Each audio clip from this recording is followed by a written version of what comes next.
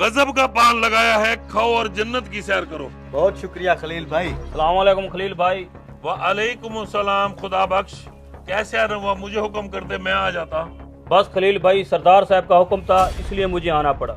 ये तो हमारी खुशकिस्मती है। बताइए हमारे लिए क्या हुक्म है? सरदार साहब का हुक्म था 1 किलो चूना ले आओ, वो ही लेने आया हूँ। 1 किलो चूना अभी दे देता हूँ। सरदार साहब का हुक्म है। क्या नाम है तुम्हारे सरदार का? जी, मैं सरदार शमशेर खान के पास काम करता हूँ।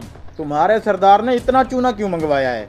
ये तो सरदार ही जाने, उन्होंने हुक्म किया, मैं लेने आ गया।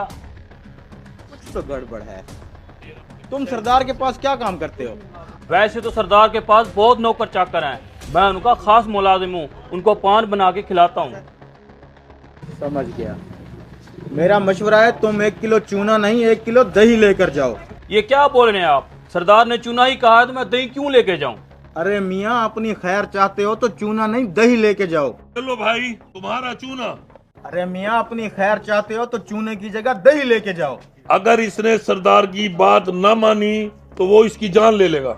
लेकिन इसकी जिंदगी तभी बचेगी अगर ये चूने की जगह दही लेके जाएगा। आगे तुम्हारी मर्जी। कहीं वाकई सरदार मेरी जान लेने का तो नहीं सोच रहा? अरे भाई, तुमने उसको चूने की जगह दही ले जाने का क्यों कहा? राज की बात है खलील भाई, आप एक पान लगाओ।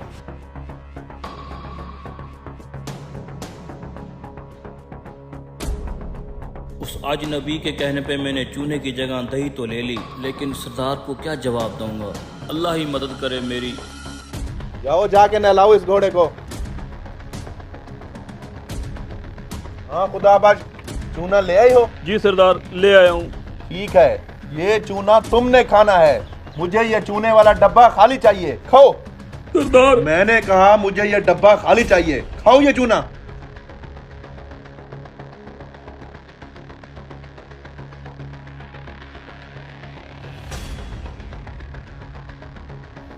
खा लिया सरदार। खा लिया? 1 किलो चूना खाने के बाद तुम जिंदा कैसे हो? इस डब्बे में चूना ही था ना?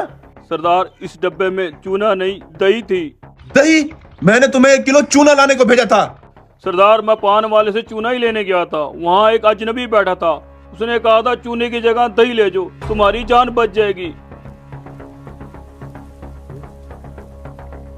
तुम्हें तो मैं बाद में देखूंगा, पहले उस अजनबी को बुला के लाओ।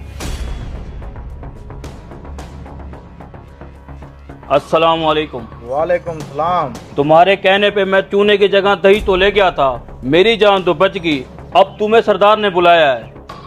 अंदाजा था मुझे इस बात का। अल्लाह ताला इनको सरदार के गजब से बचाए। तो ये है तुम्हारा सरदार। मैंने अपने मुलाजिम को चूना लाने का कहा था, तुमने इसे दही ले जाने का क्यों बोला?